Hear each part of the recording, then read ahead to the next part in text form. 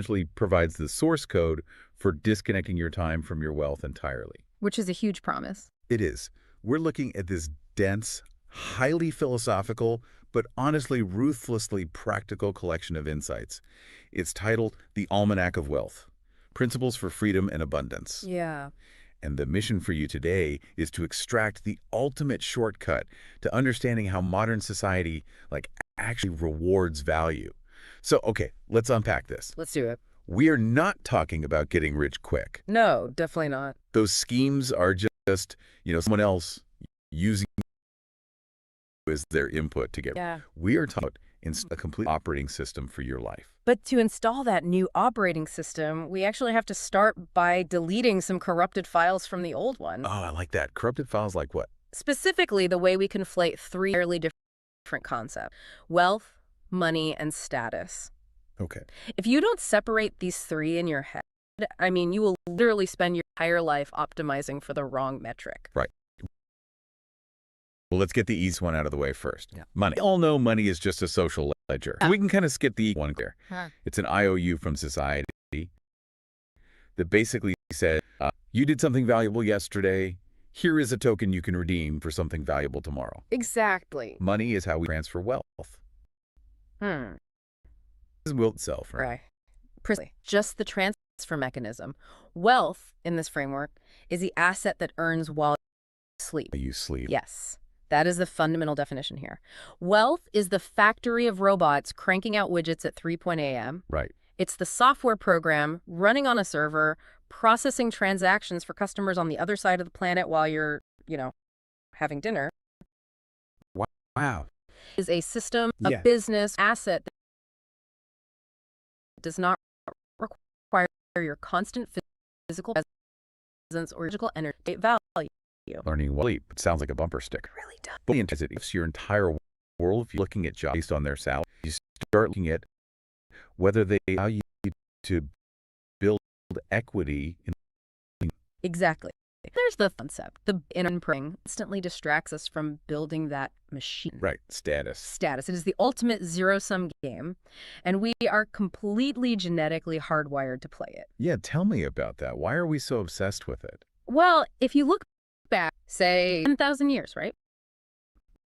Before the agricultural revolution, in small hunter tribes. Right. Roaming around. Yeah. You couldn't store wealth.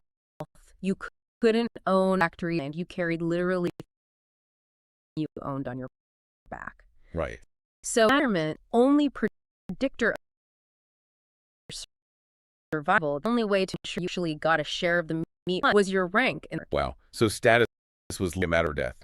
It evolved to track status with hypervigilance, because if you dropped in status, you starved. But the mechanics of status are brutal. How so? Because to be number one, someone else has to be pushed down to number two. To move into the inner circle, someone must be exiled to the outer circle. It is a purely competitive zero-sum monkey trap game. Today, we see people playing it really on social media, politics, even in the cars they buy just to impress their neighbors. Yeah, and while everyone is exhausting their energy fighting over who gets to be like alpha of the office, the framework suggests that wealth creation is playing out on an entirely different board. A different board. Wealth is of sum. Right. So if I figure out a way to build a house twice as fast, it doesn't stop you from getting a house. No, not at all. It actually advances society's collective house building capability. It makes it cheaper and easier for everyone else. Which brings up the underlying philosophy of this operating system regarding human cooperation. The framework views history through a really specific lens. It's this constant dynamic between makers and takers. Makers and takers, okay. Right. Makers are playing the positive sum game. They're the ones discovering antibiotics, engineering the electrical grid, writing the code for smartphones. Right, they're building the pie. Exactly. They create massive abundance out of raw materials and human ingenuity. While the takers, they're playing that zero-sum game we just talked about. They aren't expanding the pie, they're just figuring out how to grab a bigger slice of the pie that the makers actually baked. Exactly. And historically, I guess the takers used swords and armies. But today, according to this framework at least, they use tools like crony capitalism, regulatory capture, or corrupt monopolies. Yeah. And it's really worth noting here, just to be clear, the framework's perspective is highly skeptical of any system that focuses primarily on taking and reallocating, Right. whether that manifests as monopolistic cronyism on the right or state-controlled socialism on the left. The viewpoint presented in these notes suggests that when a society focuses too heavily on forced reallocation, the result is widespread scarcity. Like the makers just give up. Exactly. The notes cite historical collapses where the makers simply stop producing because their output is instantly taken. And conversely, voluntary free market exchange is viewed here not as an artificial construct, but as an intrinsic, beautiful human trait. Right. And just to jump in here for you listening, we're making sure to stay completely impartial here. Oh, absolutely. We're not taking any political sides. We're just impartially explaining the source's philosophical framework for understanding human cooperation. It views free markets as the unique mechanism that allows strangers across genetic boundaries to actually cooperate, just by keeping track of those social IOUs. Well said. Yeah, it's just the lens of the author. But hold on, let me challenge that positive sum premise for a second. Sure. Even if we strip away the corrupt takers, isn't wealth creation still inherently competitive at its core? How do you... Well, I mean, we live on a planet with finite resources. There's only so much land, so much lithium, so much fresh water. If every single person on Earth is trying to accumulate massive wealth, doesn't someone eventually have to lose? Like the math of infinite growth on a finite planet doesn't seem to add up. That is probably the most common and arguably the most rational pushback to this whole idea. Right. But the framework addresses this scarcity mindset with a really profound thought experiment about the nature of technology. It asks you to imagine a scenario where, let's say tomorrow morning, every single human being on Earth wakes up with the specialized knowledge of a top-tier software engineer and a world-class hardware roboticist. Okay. Wow. What happens? Well, my initial thought is that the job market for engineers completely crashes overnight. Yeah, in the short term. Yeah. But look at the macro picture. Look, 20 years down the line, if 8 billion people possess that level of applied scientific knowledge, we wouldn't be fighting over finite firewood, Right. right? It's just not. We would have fully automated vertical farms feeding the globe. We'd have robotic medical assistants providing universal health care, decentralized, hyper-efficient, clean energy grids. The physical constraints of the planet would be circumvented by the limitless leverage of technology. Oh, I see. So the argument is that wealth isn't about hoarding the lithium. Exactly. It's about engineering a battery that requires 1/100th of the lithium. Or, Yeah. Inventing a completely new power source altogether. The pie isn't just getting sliced differently. The pie is fundamentally expanding into an entirely new dimension. You nailed it. And the ultimate goal of expanding that personal pie isn't materialism. The notes are very explicit about this. The purpose of wealth is not to buy a garage full of Ferraris or fly private to Monaco. Because those are just status signals. Right. Exactly. And as we discussed, status games are exhausting. The true underlying purpose of wealth is sovereignty. Sovereignty. It is absolute freedom. It's the ability to wake up on a Tuesday, realize you don't feel like putting on a suit, and having the structural power to just not do it. It's the refusal to wear a tie like a collar. I love that line. Okay, so if the goal is sovereignty and the method is positive sum value creation, we hit a practical wall pretty fast. Which is? Well, a lot of people listening are probably thinking, okay, I work hard, I create value, but I'm not sovereign. Right. The people who actually reach that level of wealth just got lucky. They were born in the right zip code, or they met the right investor at some fancy cocktail party. So how does this operating system deal with the sheer randomness of the universe? It deals with it by completely dismantling our definition of luck. Okay, how? The notes argue boldly that in 1,000 parallel universes, you should be wealthy in 999 of them. Wait, really? 999 out of 1,000? Yes. You want to engineer a life where luck is factored out? And to do that, you have to understand the progression of the 4 distinct types of luck. Okay, let's go through them. Type 1 is the luck we all complain about, right? Blind luck. Yeah, blind luck. This is the completely random, uncontrollable twist of fate. Yeah. You're walking down the street and find a winning lottery ticket blowing in the wind. Or, on the dark side, you're hit by a falling piano. You cannot engineer this. It's just noise. Exactly. Yeah. So we ignore type 1. Type 2 is hustle luck. Hustle luck. This is where most ambitious people start, and unfortunately is where most of them get stuck. Hustle luck is the result of pure kinetic energy. Like just grinding. Yeah. You are running around making 100 cold calls a day. You're attending every networking event, starting 3 different side hustles. You are stirring the pot so vigorously that eventually, just by the laws of probability, a lucky break is going to bump into you. It's the classic fortune favors the bold mentality. And it works to a degree. It does. But it's wildly inefficient. It burns you out. If you're relying entirely on hustle luck, your output is still tied to your biological input. Which is exactly why you must upgrade to Type 3. Prepared mind luck. Prepared mind. This is a massive leap. This happens when you slow down the frenetic hustle and become incredibly deep in a specific domain. You become so knowledgeable, so attuned to the nuances of an industry, that you spot a massive opportunity, a lucky break, that the average hustler runs right past because they just don't have the context to recognize it. You know, I think of the people who bought Bitcoin in, 2011. Oh, perfect example. Right. The critics called them lucky. But they weren't just blindly lucky. They had prepared minds. They understood cryptography. They understood Austrian economics. They understood the flaws in centralized banking. So when this weird white paper appeared on some obscure forum, their prepared minds recognized the paradigm shift, while the rest of us just saw, internet monopoly money. That is exactly it. Chance favors the prepared mind. But even that isn't the ultimate level. There's a fourth type of luck, which the author essentially renames as destiny, or unique character luck. Destiny. That sounds intense.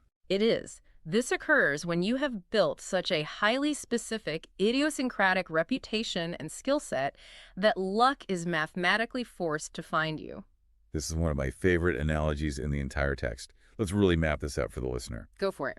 Imagine you have spent 20 years becoming the single best deep-sea underwater diver on the planet. Okay. You have uniquely engineered equipment. You have a physiological tolerance for pressure that is unmatched. And your reputation is globally known.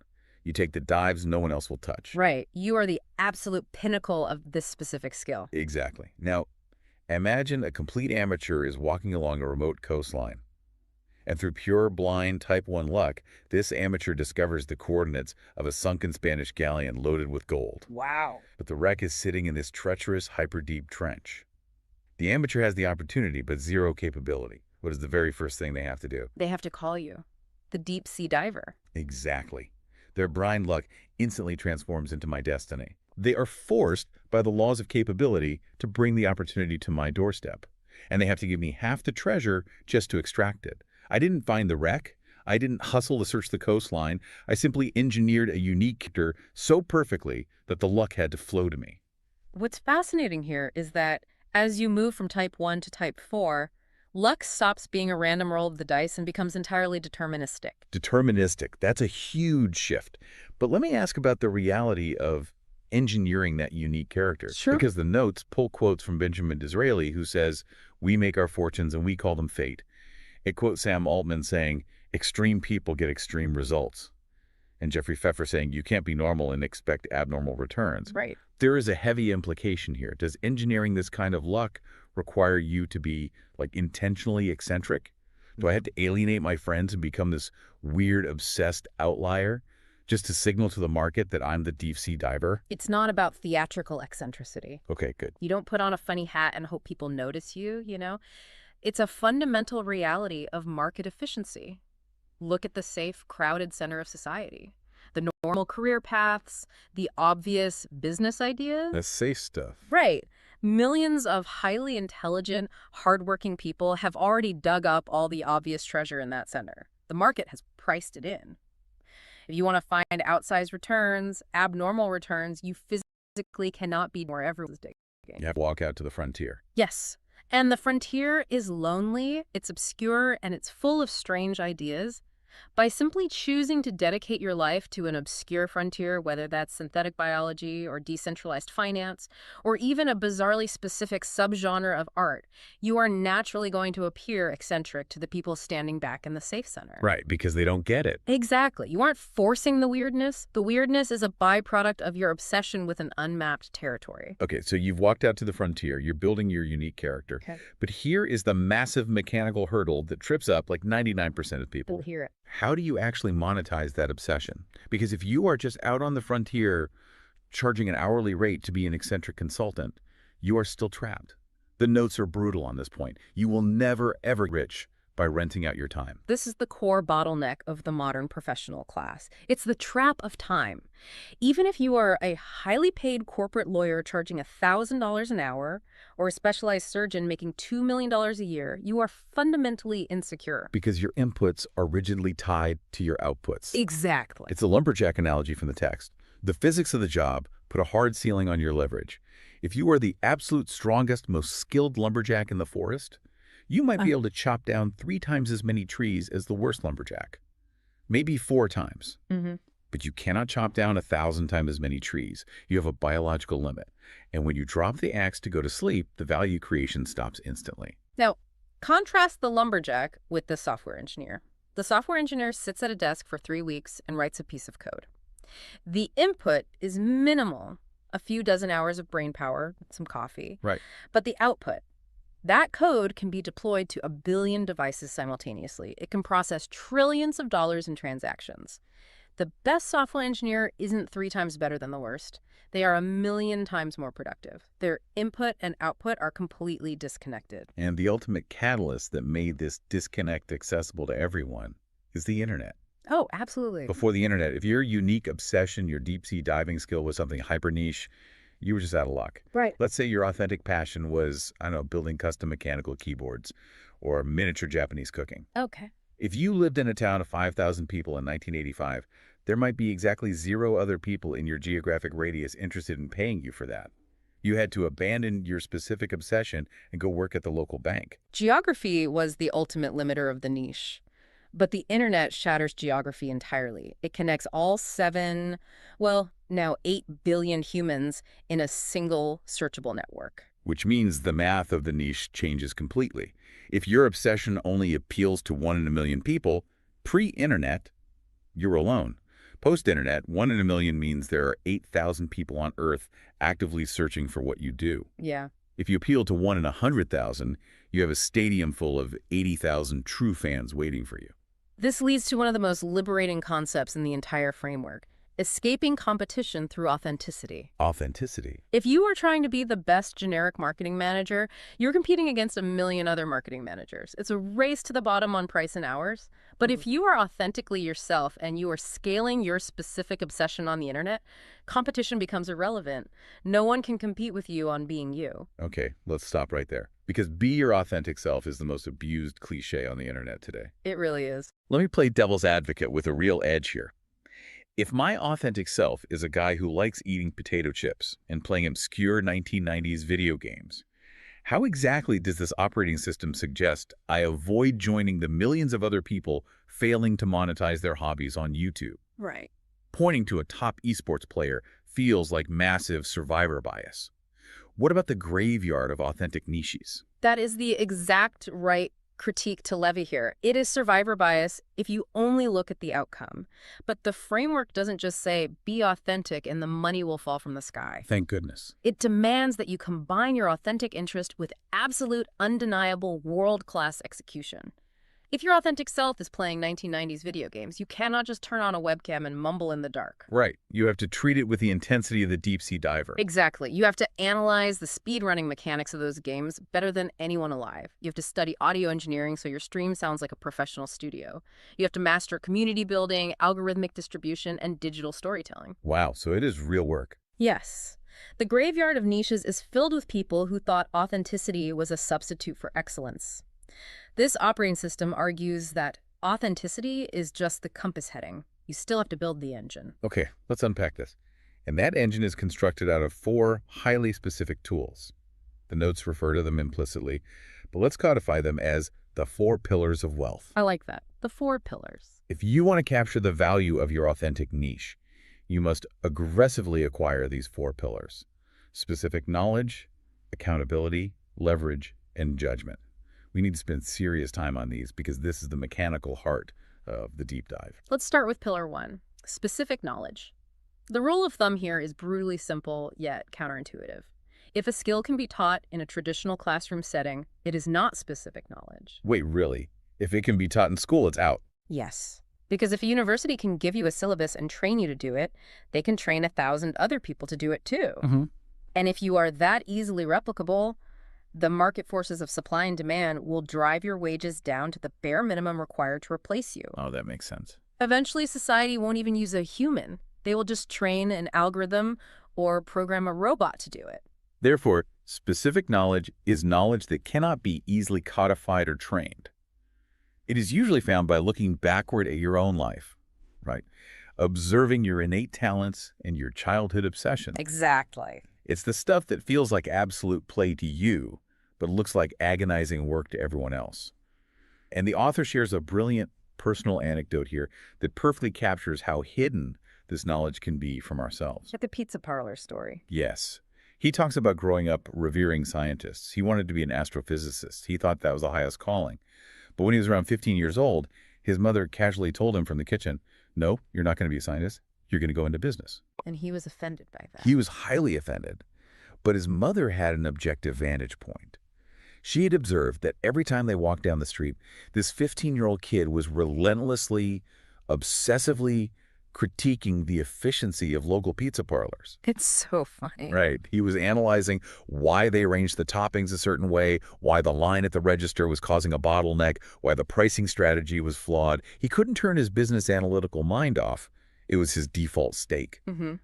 His specific knowledge was revealing itself through his innate behaviors, entirely bypassing his conscious career goals. We are often completely blind to our own specific knowledge because it comes so naturally to us that we assume everyone else can do it too. We dismiss it. Right. But specific knowledge is usually found on the bleeding edge of technology, art, or human psychology.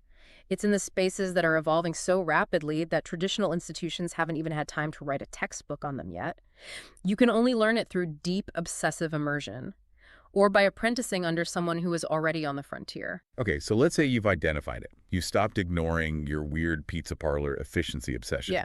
You have the specific knowledge. The next step is terrifying for most people. Pillar two. Pillar 2, accountability. You have to step out of the shadows and take risks under your own name. Accountability is the willingness to bear the consequences of failure publicly. And our entire educational and corporate system is designed to punish accountability. How so? Well, in school, you are taught to find the safe, correct answer. In a corporation, if you make a bold decision and it fails, you get fired. But if you make a safe consensus decision and it fails, well, it was the market's fault, and you keep your job. Society trains us to hide in the herd. But the framework demands the exact opposite.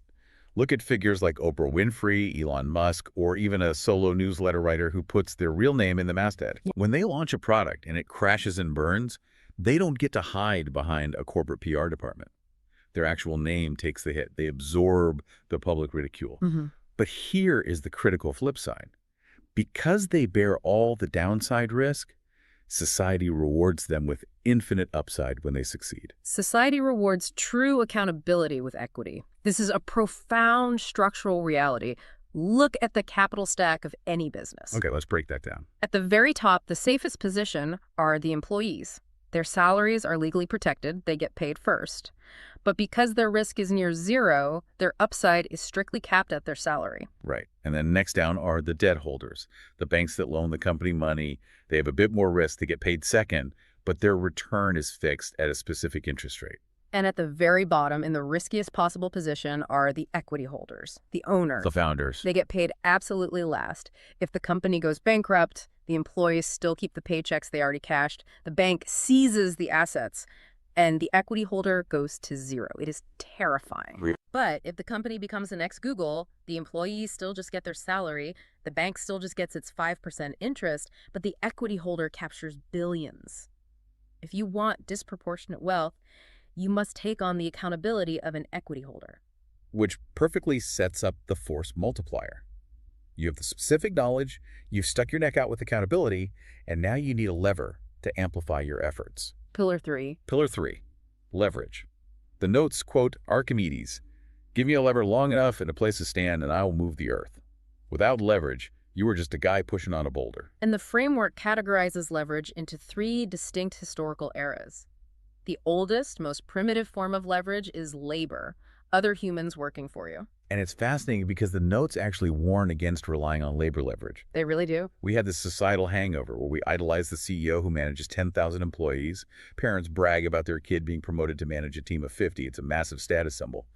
But managing humans is incredibly messy. It's the most complex system imaginable. You are dealing with human psychology, office politics, the perpetual Marxist tension between capital and labor. You are always one bad management decision away from a mutiny or a lawsuit. It is exhausting leverage. So in the 20th century, we moved to the second type of leverage, capital, money. The Warren Buffett model. Exactly. You use capital to multiply decision-making power. You just undervalued, deploy $1 billion of leverage, and your decision is amplified massively. It's cleaner than labor. It scales beautifully. Both labor and capital share one fatal flaw. Our permission. You can't use them unless it allows you to. To get late, someone has to agree to follow orders. Capital or has to approve your loan. You are constantly asking for permission to scale. Which brings us to the holy grail of this operating system, the new egalitarian leverage of the 21st century. Products with no marginal cost of replication. Code and media. This is writing a piece of software, recording a podcast or a deep dive like this one, filming a YouTube video, or writing a book. The economics are staggering. It takes you hours, days, or to curse iteration, costs $0 and energy to distribute copies of it. And crucially, it is entirely permissionless. You know one's okay. Exactly. You do not need a venture capitalist to give you permission to write an app in your basement. You do not need an executive to give you permission to launch media online. There is this incredible image the author uses here. People are constantly wringing their hands about the impending robot revolution, terrified that Terminators are going to take all the jobs. Yeah, the sci-fi. The author points out that the robot revolution has already happened. The robots are already here. They just aren't walking around with metallic arms. They are packed into massive refrigerated data centers owned by AWS and Google. Exactly. When a software engineer sits down and writes code, they aren't just typing text. They are speaking the language of a massive, tireless, perfectly obedient robot army. That is such a cool way to think about it. Every script you write is a general's command to millions of digital soldiers who will work for you 24/7 without asking for health insurance, without forming a union, and without making mistakes. Coding is commanding the robots. Or even if you don't write pure code, like if you use no-code tools or automate your workflows or build digital media, you are still deploying that digital army. But that terrifying amount of leverage requires a steering wheel. Because if you put a massive engine on a car but give it no steering, you're just going to crash faster. To pillar 4, judgment. Judgment. In an age of infinite permissionless leverage, judgment becomes the ultimate decisive skill. Leverage doesn't care if your idea is good or bad, it just amplifies it. If your judgment is poor, leverage will drive you into bankruptcy at 1,000 miles an hour. Think about the rowboat versus the ocean liner. If you are steering a tiny wooden rowboat on a lake and you make a 10-degree error in judgment, it doesn't matter. You correct it a few seconds later. Right. But if you are the CEO steering a $100 billion corporate ocean liner like Apple or Microsoft, a 10-degree error in judgment means missing the AI revolution or launching a catastrophic product line.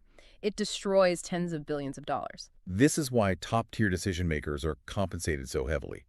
It's not because they work more hours than the janitor. It's because the precision of their judgment applied to massive leverage dictates the survival of the entire ecosystem. If one person has just a 5% higher accuracy rate in their decision-making than the next person over the course of 10 years, that 5% compounds into total market dominance. And how do you cultivate that elite judgment? The notes are very clear here. You must strip away emotion. That's the hardest part. It is. Emotion is the enemy of clear judgment. The author points out the incredibly toxic dynamic of social media, specifically Twitter or X.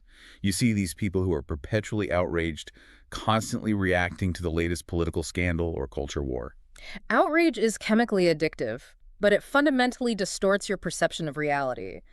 If you are angry, You are incapable of seeing the world as it actually is. You are living in a reactive tribal fantasy. Wow. To exercise elite judgment, you must cultivate a stoic, almost robotic detachment from the noise of the crowd. You have to see the board clearly to make the right move. Okay, that was a lot of theory. Let's ground this. Let's tie all four pillars together using a comprehensive analogy that really crystallizes how you climb this ladder of leverage. Let's look at the real estate industry. Perfect. Start at the absolute bottom of the wealth creation ladder. A day laborer on a construction site digging a trench. Okay. They are paid an hourly wage. They have zero specific knowledge. Anyone with a pulse and a shovel can be taught to dig a trench in 10 minutes. They have zero accountability. If the house eventually built on that trench doesn't sell, the laborer still gets to cash their paycheck on Friday. And they have zero leverage, aside from maybe a rented backhoe. Their wealth creation potential is functionally zero. They are trapped in the linear game. Now, step up one rung. The general contractor. This person has acquired some specific knowledge about building codes and project management. Crucially, they take on accountability. They sign a fixed bid contract saying they will build the house for $200,000. Right. If they mismanage the project and it costs $250,000, they personally eat the $50,000 loss. But if they optimize it and build it for $150,000, they keep the $50,000 profit. They also employ labor leverage managing a crew of laborers. So they escape the hourly trap and start accumulating real capital. If we connect this to the bigger picture, you have to keep moving up. Next level up is the property developer. This person rarely swings a hammer. They use highly specific knowledge understanding municipal zoning laws, spotting gentrification trends before they happen. They use massive capital leverage, borrowing millions from banks or investors. They take intense accountability. If the market crashes, they are ruined. But when they are right, they generate millions of dollars in a single transaction. And finally, the pinnacle, the apex predator of the real estate ecosystem, the real estate tech founder, someone who starts a company like Zillow or Airbnb. Right. They combine specific knowledge of real estate inefficiencies with highly technical software engineering. They use massive permissionless code leverage, an app running on millions of phones simultaneously. They use capital leverage from venture funds, and they have ultimate public accountability as the CEO. By combining all four pillars perfectly, they generate billions of dollars in enterprise value. This analogy is the roadmap. You have to constantly evaluate your current career and ask, am I the day laborer in this scenario, or am I moving toward being the tech founder? You have to ruthlessly seek ways to detach your output from your time, increase your accountability, and multiply your leverage. But here's the catch. You can't climb from the trench to the penthouse entirely alone. You have to interact with other humans. You have to do deals, hire people, and form partnerships. Yeah. Which brings us to a critical transition in the notes. The rules of engagement for long-term games and the architecture of trust. The core premise here is that absolutely all returns in life come from compound interest. And we aren't just talking about money compounding in an index fund. We are talking about the compound interest of relationships, of reputation, and of knowledge. The framework relies heavily on game theory to explain this, specifically the iterated prisoner's dilemma. Let's unpack that because it's vital. In a standard one-off game where two people are doing a single business transaction and know they will never see each other again, the mathematical incentive is often to cheat. Grab the cash, screw the other guy over, and disappear. Right. But in an iterated game, meaning a game you play repeatedly with the same people over decades, the math completely flips. Game theorists have run endless simulations, and the optimal strategy in a long-term game is always tit for tat. Tit for tat. You lead with trust and cooperation. If the other person cooperates, you both get rich. If they cheat you, you immediately punish them by refusing to deal with them again. But you forgive quickly if they make amends. This only works if everyone knows the game is long-term. The author brilliantly contrasts two real-world environments to prove this. Look at Silicon Valley. Despite all its flaws, Silicon Valley is an iterated game. The founders, the venture capitalists, the engineers, they are all trapped in a 20-year ecosystem. If a VC unfairly screws over a founder today, word spreads instantly, and no top-tier founder will ever take their money again. So paradoxically, out of pure self-interest, Everyone behaves highly ethically. They cooperate, and everyone makes each other rich. Now, contrast that with the U.S. House of Representatives. By constitutional design, the House operates on a 2-year cycle. It is a system of constant, rapid turnover. The players are always changing. Because the timeline is artificially truncated into a short-term game, the rational strategy degrades. Politicians betray each other for a quick headline, they refuse to cooperate across the aisle, and the system grinds to a halt. In a short-term game, everyone tries to grab the pie for themselves. In a long-term game, everyone works together to expand the pie. So the directive is clear. Only play long-term games with long-term people. But how do you identify those people before you get into business with them? The notes provide a very strict 3-part filter for choosing partners. You need high intelligence, high energy, and high integrity. And the warning attached to this filter is dire. If you find someone who is highly intelligent and has boundless energy, but they lack integrity, you must run away immediately. Why? Because all you have found is a smart, tireless crook who is going to apply all of that energy and intellect toward figuring out how to creatively defraud you. Okay, I totally agree with the premise, but let's deal with the reality of human deception.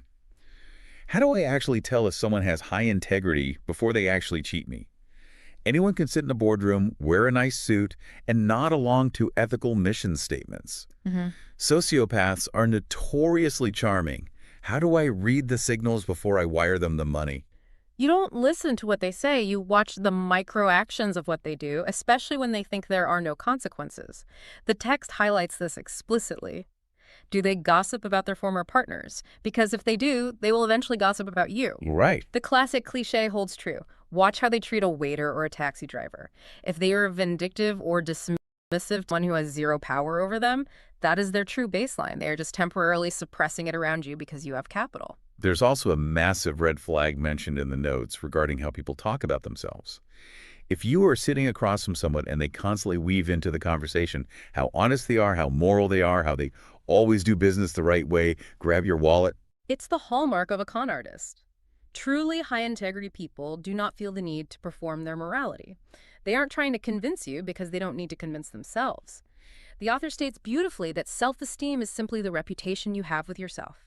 If you have a solid internal reputation, you don't need external validation of your ethics. Self-esteem is the reputation you have with yourself. Yeah. I love that. So you find these high-integrity players, you set up the long-term games, but to stay relevant in those games, you have to continually upgrade your own specific knowledge. You have to read.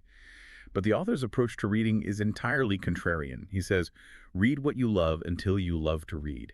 It's about building the neurological habit first. If you try to force yourself to read dense economic textbooks because you think you should, you will view reading as a chore and eventually quit. If you love sci-fi, read sci-fi. If you love comic books, read comic books.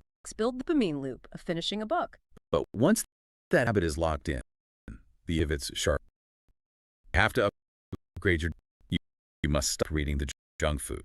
Skip the daily business news. Skip the airport business guru books. Skip business school case studies. The notes argue in this case just mere anecdotes heavily polished by PR departments teach you underlying mechanics. To understand the mechanics, you must read the foundations. Math, logic, microeconomics, evolution, game theory. You need to read Adam Smith's The Wealth of Nations. You need to read Charles Darwin. What? The argument here is that if you deeply understand foundational algorithms of how physical and biosystems operate, you build a mental steel frame. Once you have that frame, you can instantly categorize and understand any complex new trend, whether it's artificial intelligence or geopolitical shifts, because you recognize the underlying foundational patterns. And build a steel frame takes time. Which brings us to the final, most difficult behavioral shift required by this operating system. You positioned yourself for built left and you're playing long games. The final bottleneck is how you the only true finite resource in the universe. Time. We're moving into the realm of ruthless time management and microeconomic mental model. And when ruthless, we mean absolute social ruthless. Primary mechanism the author proposes is setting aspiration hourly rate. This isn't the money get paid, set it absurdly high. The author long he achieved at his internal aspirate 5,000. Psychological friction of actually living that out. Let's say you buy a defective $50 Bluetooth speaker on Amazon.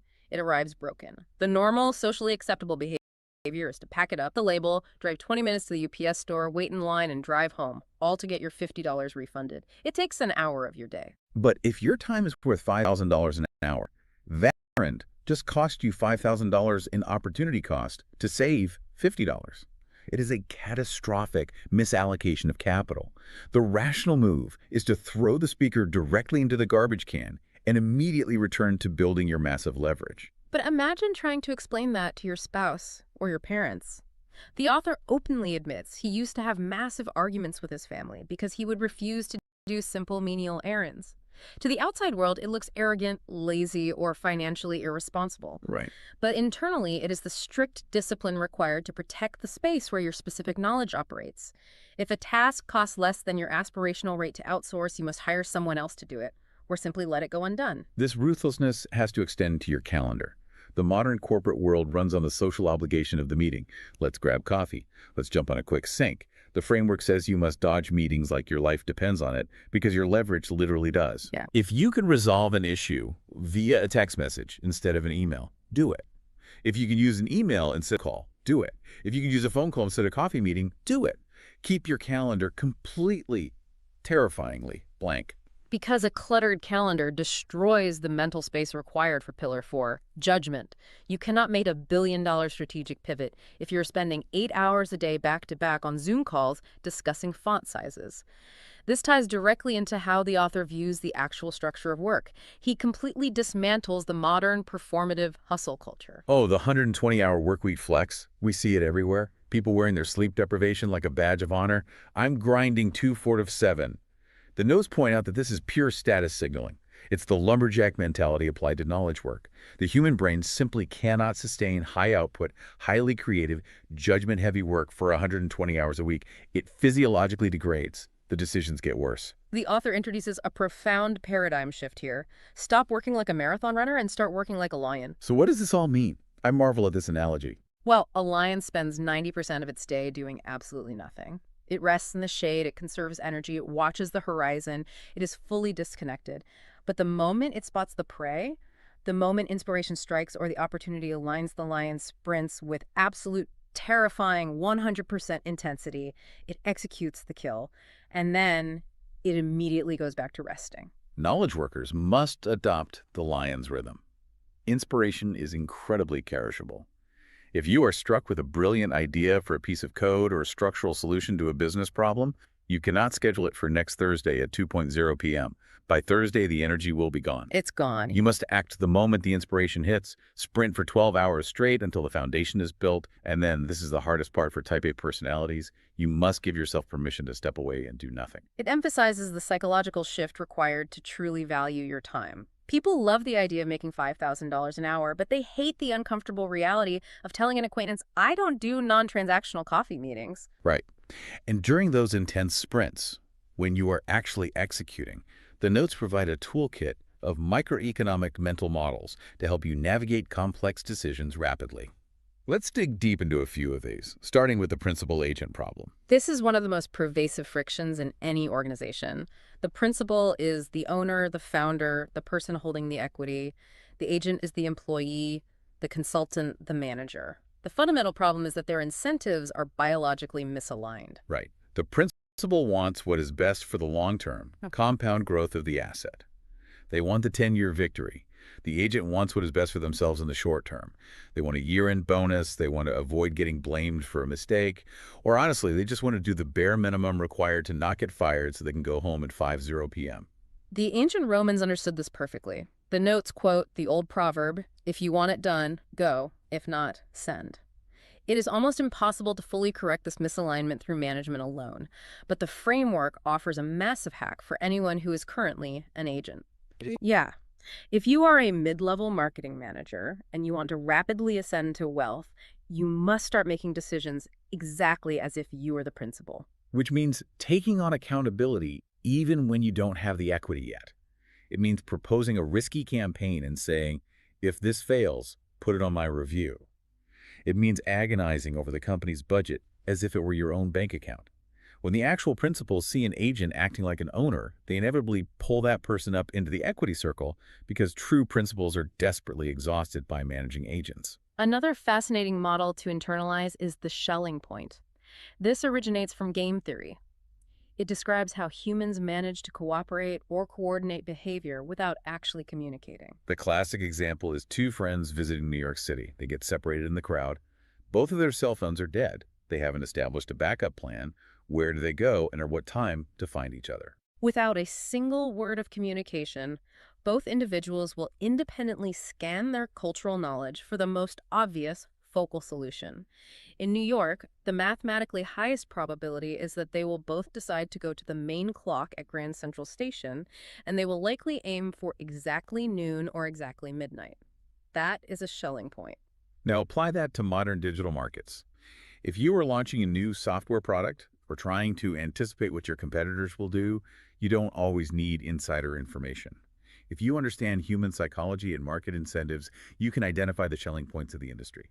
You can see where the massive convergence of consumer behavior is naturally heading, and you simply stand there waiting for them. But as you sprint toward those Schelling points, you have to protect yourself against catastrophic failure. This is where the Kelly criterion comes in. It's a mathematical formula used heavily by professional gamblers and quantitative investors, but the philosophical takeaway is simple. Avoid the risk of ruin at all costs. Let's illustrate this. Imagine you are offered a game of Russian roulette, but instead of a standard six-shooter, the gun has 10,000 chambers and only one bullet. If you pull the trigger and survive, you are given $10 billion.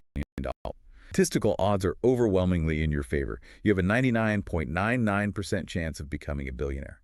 Do you pull the trigger?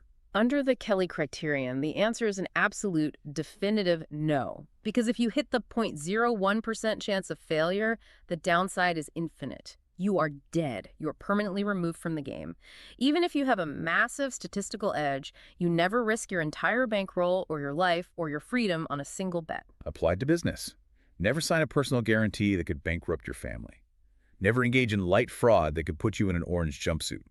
The upside might look incredible, but if the worst-case scenario takes your chips off the table permanently, it prevents you from utilizing the most powerful force in the universe, compound interest. You have to survive long enough to let it compound. We also have the concepts of externalities and price discrimination. These models explain how the chaos of pricing and regulation actually works. An externality is a hidden cost dumped on society. A factory produces cheap plastic, but pollutes the local river. The cost of cleaning the river isn't reflected in the price of the plastic. The factory outsourced the cost to the taxpayers. The framework suggests that rather than heavy-handed government bans, the purest market solution is to properly price the externality. If you force the factory to pay for the environmental cleanup as a tax on production, the price of the plastic goes up, consumer demand drops, and the market naturally corrects the pollution through economic incentives. It's the same logic for water rights. If you severely underprice water, almond farmers in the desert will use millions of gallons wastefully. Price it correctly, and they will invent hyper-efficient drip irrigation.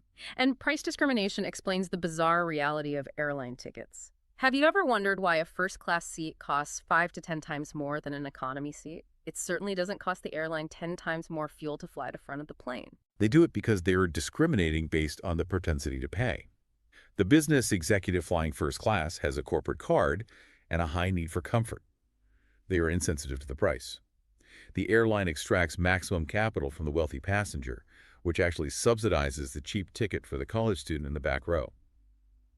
Once you see these models, principal agent, Schelling points, Kelly criterion, price discrimination, the seemingly chaotic noise of global economics suddenly resolves into predictable, readable code. You start reading the matrix. Exactly. And when you read the matrix, you deploy your specific knowledge, you take accountability, you build your code leverage, and you exercise unemotional judgment. You become the tech founder. You accumulate massive, undeniable wealth. But here is where we reach the end game of the deep dive. What actually happens when you hit the number? When your bank account is full and your calendar is empty. This is where the notes deliver a deeply philosophical, almost jarring reality check. After spending all this time outlining a hyper-logical, ruthless, mechanical path to achieving wealth, the author drops the ultimate irony. Wealth will not solve your internal problems. I point this out all the time. It's the great irony. Money is incredibly powerful, but it has a very strict boundary. Money solves your money problems. It buys you freedom in the material world. It ensures you never have to tolerate a toxic boss. It pays for the best health care, and it means you don't have to look at the prices on a menu. It buys you sovereignty over your physical calendar, but it cannot fix your mind. The author introduces a concept we can call the unbuyable trinity. He states that his most profound realization in life is this: a calm mind, a fit body, and a house full of love cannot be bought. They must be earned. It is the ultimate equalizer in the human experience. You can amass $100 billion. You can have armies of digital robots working for you. But Jeff Bezos still has to endure the physical pain of lifting his own weights to maintain a fit body. Nobody can do the push-ups for him. Elon Musk still has to manage his own internal psychological state and his own temper to achieve a calm mind. You cannot outsource your cardiovascular health, your mental peace, or the genuine affection of your children to an assistant. And this is the vital, overriding warning for you, the listener. As you go out and apply this operating system, as you discover your specific knowledge, as you step into the terrifying light of accountability, and as you scale your leverage to the moon, you must remain hyper-vigilant that you do not sacrifice the unbuyable trinity in the process. Don't burn your health to the ground trying to hustle. Don't alienate your family in a blind sprint for status dressed up as wealth creation. Because if you do, when you finally arrive at the destination and the wealth is secured, you will look around and realize it was only ever meant to be a tool. Wealth is just the leverage you need to buy back your time so you have the bandwidth to focus on the trinity that actually matters. It is a profound recalibration of what success actually looks like. But before we close out this deep dive, there is one final provocative thought bubbling just beneath the surface of this entire framework. It's something for you to wrestle with after the audio stops. We spent a lot of time talking about finding your specific knowledge hidden in your innate childhood obsessions. The things that felt like pure play to you, but looked like exhausting work to everyone else. The things you did just for the joy of it, before the world told you what you should be doing. So the question you have to ask yourself is this: what is the one useless hobby, that strange, hyper-specific obsession that you completely abandoned years ago because a teacher, a parent, or society told you it wasn't practical? Because according to the mechanics of this operating system, that abandoned, eccentric hobby might actually be the encrypted source code to your ultimate leverage today. It's the time to boot that old program back up. Thank you for joining us on this deep dive. We'll see you next time. If you sleep, you earn nothing. Right. If you go on vacation, you earn absolutely nothing. Sure. Or like if you take a Tuesday off just to take care of a sick kid, your income for that day is, well, it's literally zero. Yeah, zero. It just stops. Exactly. Mhm. And I think most of us are kind of walking around trapped in this completely linear game, Yeah. right? Where our financial output